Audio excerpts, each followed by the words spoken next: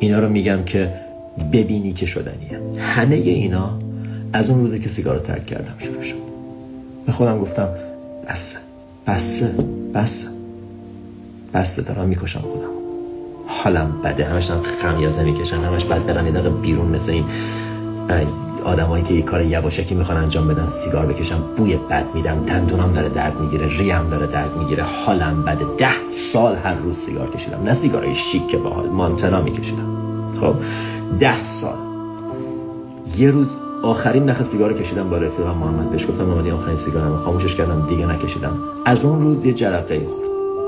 از اون روز انگار شبیه کسی میشی که رفته رفته داره از توی تو ایمرج میشه، از توی تو متجلی میشه. اون آدم موفق، آدم زیبایی که تو قراره بهش تبدیل بشی، عادات خوبی داره. اون عادات رو از الان داشته باش. صبر نکن تا بشی بعد انجام بدی. یه اصطلاحی خیلی وقت پیش من میگفتم باش تا بشی. باش تا بشی. از الان باش. از الان مهربون باش. مگه نمیگی اگه تو رابطه باشم مهربونم، صادقم؟ از الان باش. مگه نمیگی اگه تو رابطه برم دیگه مثلا سیگار نمیکشم؟ تو رابطه برم، تو رابطه خوب وارد بشم دیگه پر نمیبینم، تو رابطه خوب وارد بشم دیگه علف نمیکشم، دیگه الکی نمیدونم با این نمیخوام با اون نمیخوام، الکی روابط رو رندوم بیخودیمو میذارم کنار، چشچرونیای بیخودمو میذارم کنار. بذار کنار. از الان بذار. مگه نمیگی میکنی؟ از کجا معلوم اون موقع بکنی؟ الان بکن. مگه یه چیز خوب نیست؟ الان انجامش بده. چرا باید صبر کنی؟ همش ما منفعلیم، همش ریاکتیویم، منتظریم یه اتفاقی از بیرون بیفته بعدم بذاریم من وارد رابطه هم شدیم، دیدی که اصلا خبری نبود. اگه الان نمیتونی اون موقع هم نمیتونی. اگه الان دروغ میگی اون موقع هم میگی. اگه الان زیر رو میکشی اون موقع هم میکشی. اگه الان پای خودت نیستی و خودت دوست نداری اون موقع هم نخواهی داشت.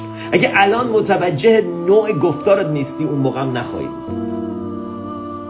چه تضمینی وجود داره که اگه خدا درا رو برات باز کنه بهترین پارتنر رو بذاره تو زندگیت میتونی اونجوری که قول دادی رفتار کنی؟ تمرین نکردی. بعد تمرین میکردی. الان وقت تمرین کردن کیفیت هاییه که بعداً توی رابطه میخوای تو خودت نشون بدی. مثل اینه که بگی من برم روی جایگاه المپیک، اون موقع میتونم چیز کنم، شنا کنم. آخه خنده داره. مثل اینه که تا بارون اومد شروع کنی سقف ساختن. سقف رو باید میساختی. آمادگی ایجاد کردن تو تک تک رفتاراته. یه پرانتز بزرگ باز. همه اینا یه دعوت به زندگی آگاهانه. من چی دارم میگم؟ من دارم میگم آگاهانه رفتار کن.